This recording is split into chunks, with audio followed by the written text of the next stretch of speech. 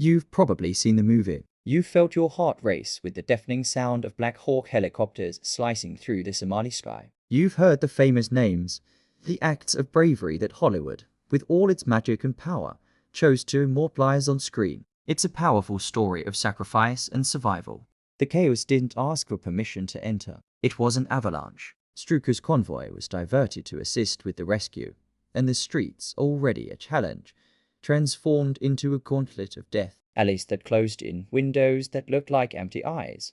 And suddenly, the first burst of gunfire. The sound of tearing metal became the day's soundtrack. And then, the loss. Specialist Dominic Pillar, fatally hit. The first combat casualty. That moment freezes in time. The most striking thing was that, upon stepping onto those sites, the past became more real than the present. Sensory memory is a powerful force. He could almost feel the heat from the Humvee's engine, hear the whiz of bullets. The ghosts of Mogadishu weren't haunts. They were harsh teachers. It was there, on the blood-stained streets of Mogadishu, that death lost some of its power over him.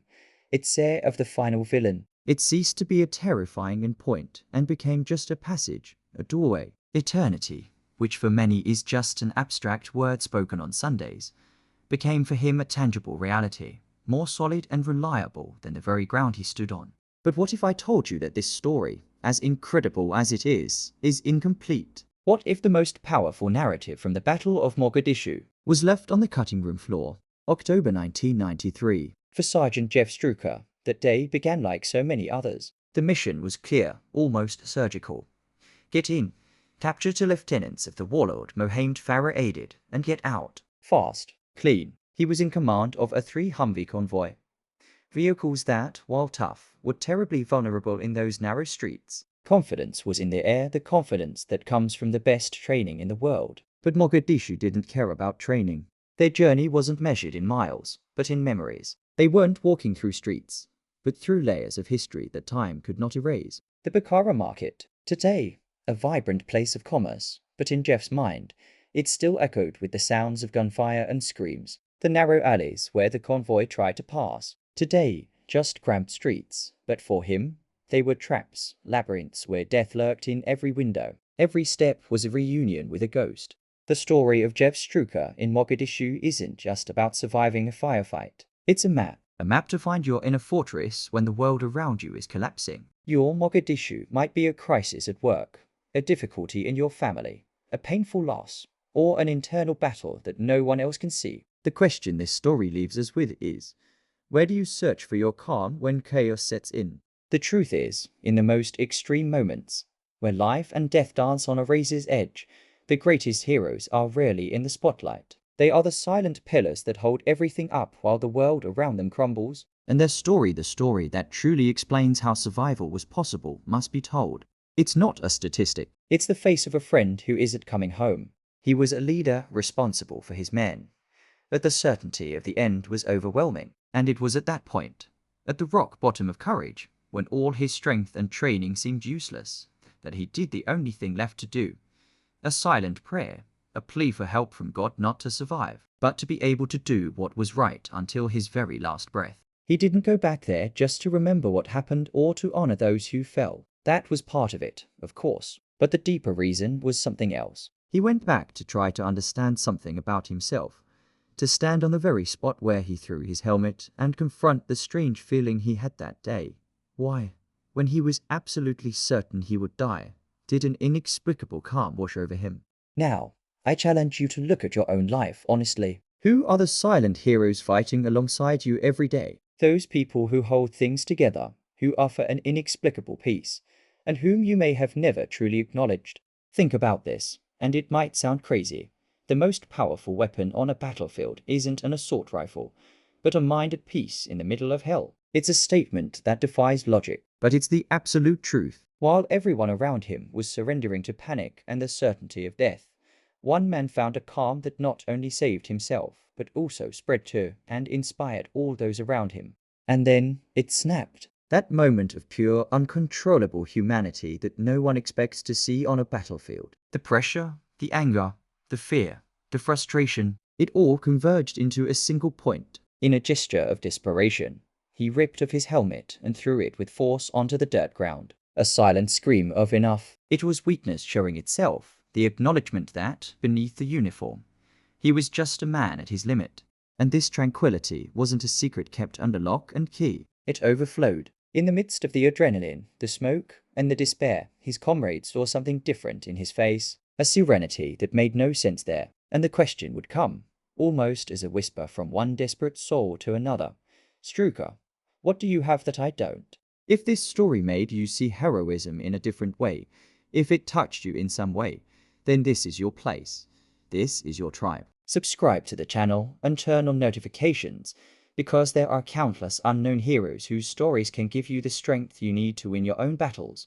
Today, we are going to correct that part of the story. You are about to meet the Black Hawk Down hero you've never heard of, and by the end of this video, you will not only know his name, but you will also understand a secret about human nature that you can apply to any battle in your own life. But the silence didn't last. The radio crackled. There were wounded men. There was a mission. He took a deep breath, picked up his helmet from the ground, and went back into the fight. Little did he know that that gesture, on that specific patch of ground, would become an echo, a physical memory that would wait for him for 20 long years.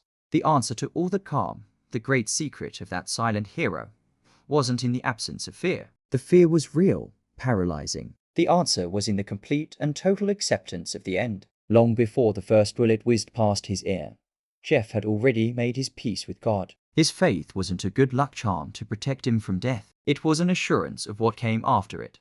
And the most important question, what is your battle today? Are you waiting for the storm to pass, or are you, like Jeff, seeking a peace that does not depend on circumstances? True change only happens when we stop looking at the size of the war out there and start strengthening our spirit in here. He was there, at the tip of the spear, guiding his men through a labyrinth of dust and hostile stares. Then the first domino fell. A call on the radio that tore through the veil of normality. Ranger Todd Blackburn, just 18 years old, had fallen from a helicopter, a 70-foot drop. The plan, that perfect script designed in a safe room, began to unravel like smoke. Alongside his friend and fellow veteran of the battle, Kanye Thomas, he once again set foot on Somali soil. This was not a tourist trip. It was a pilgrimage back to the epicenter of chaos. A place that, even 2 decades later, still whispered danger around every corner. The question hanging in the air was, why? Why return to the place that almost destroyed you?